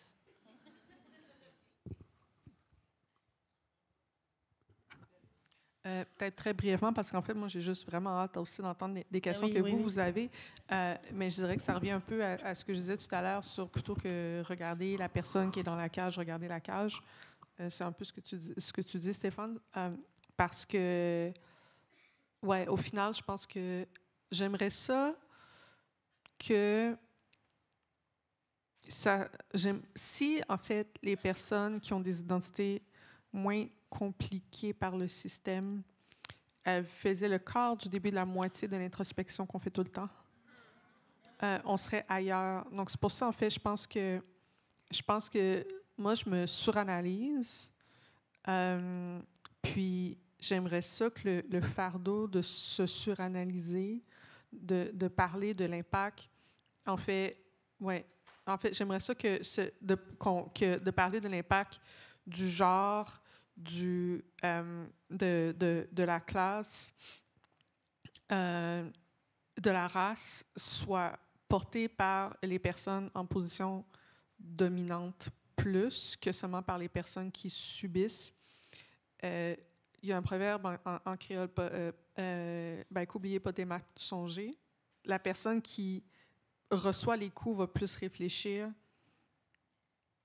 aux coups parce qu'elle porte les cicatrices. Hein? Donc, mais en fait, à un moment donné, il va falloir que la réflexion sur la violence vienne pas seulement des personnes qui portent des cicatrices.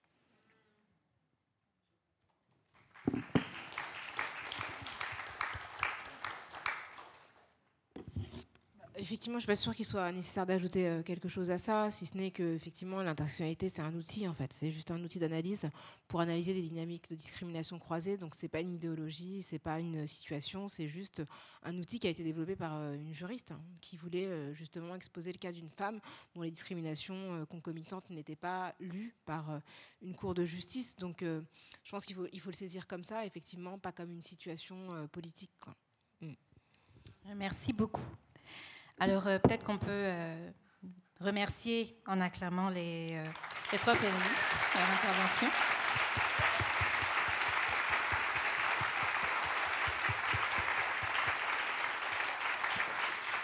Et remercier aussi Diarra et les interprètes LSF. Vraiment. Merci beaucoup.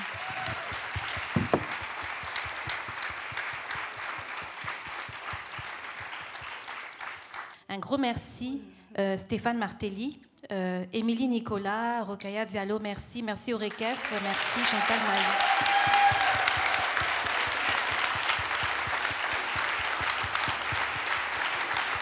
Merci beaucoup Diarra, animatrice, qui a animé cette discussion aussi également.